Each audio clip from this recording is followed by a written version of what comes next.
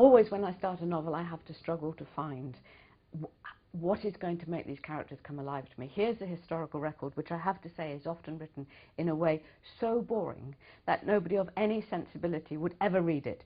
The Wars of the Roses is a classic of this because it's fundamentally military history. It's been written by military historians who are not known for their insight into the wellsprings of human nature and their response to passion. They don't want to know about that sort of thing. They want to describe set-piece battles and how they worked. So you start off with this really very, very dry history, and I start to discover these characters who are clearly marrying for love, who are clearly murdering in hot blood, and I start to go, this is going to be a fascinating book, but how am I going to get, as it were, a handle on Elizabeth Woodville, who is at the very centre of this book? You know, she is Edward's wife, she is the mother of the princes. This is a woman I have to warm to and become deeply interested in. And then I was reading a little book about her mother, and it said Jaquetta was a descendant of the Counts of Luxembourg, of the Dukes of Burgundy, the only royal family in Europe to trace their ancestry back to a goddess. And this historian had just written this, like, you know, and here are other interesting things. And I went, stop! What? How amazing, how unspeakably exciting is this? So then I looked up the goddess, and this is indeed the water goddess Melusina, and we know her legend from our own fairy tales, and we know her legend because in Europe you just brought up with it.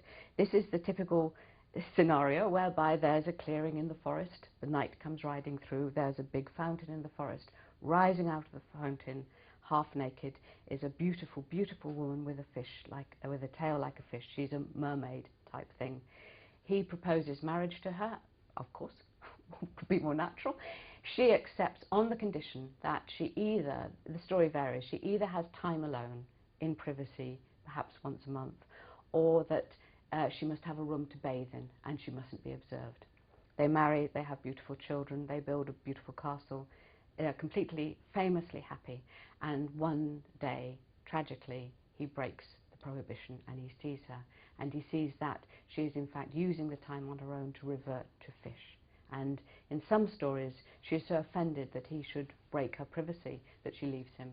In some stories, he's so horrified that he's been living with a woman who is half fish that he leaves her, and they part tragically. In some stories, she comes back to him. In my version, of course, she does, because it's such a tragic ending to the beautiful love story. But I also found when I was working it through the story, because since it's an archetypal legend, this is my retelling of it, it seemed to me to fit very nicely to my speculations about the fundamental difference between the natures of men and women, and how, to me, women are very often beings of a slightly other world, and we do like a bit of time on our own, and we do need, in a sense, to nurture our own nature. And there's a line in it which just came to me when I was writing, and just, you know, that to live in the world of men is hard on the feet, and it absolutely is.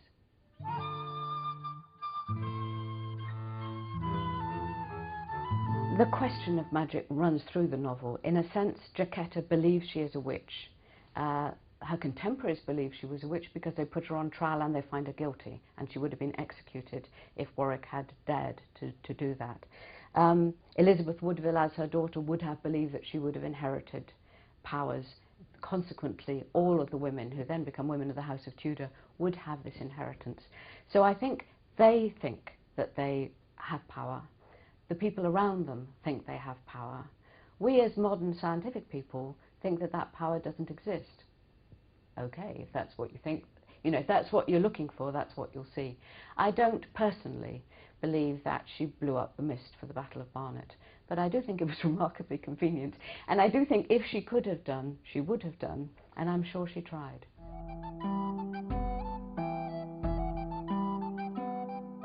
The curse on Richard III, which is of Elizabeth Woodville's doing in the novel, is recorded by Richard III himself, who goes into the council chamber and says his arm is withered.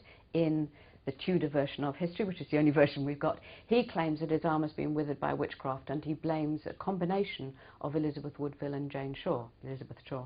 So in a sense, that's on the record. We know that he thought she was doing that. What I suggest is that she was doing it. How such a curse would work out in our society, We don't know. We say it couldn't. There's an awful lot of societies in the world who believe it works just as it happens in the novel.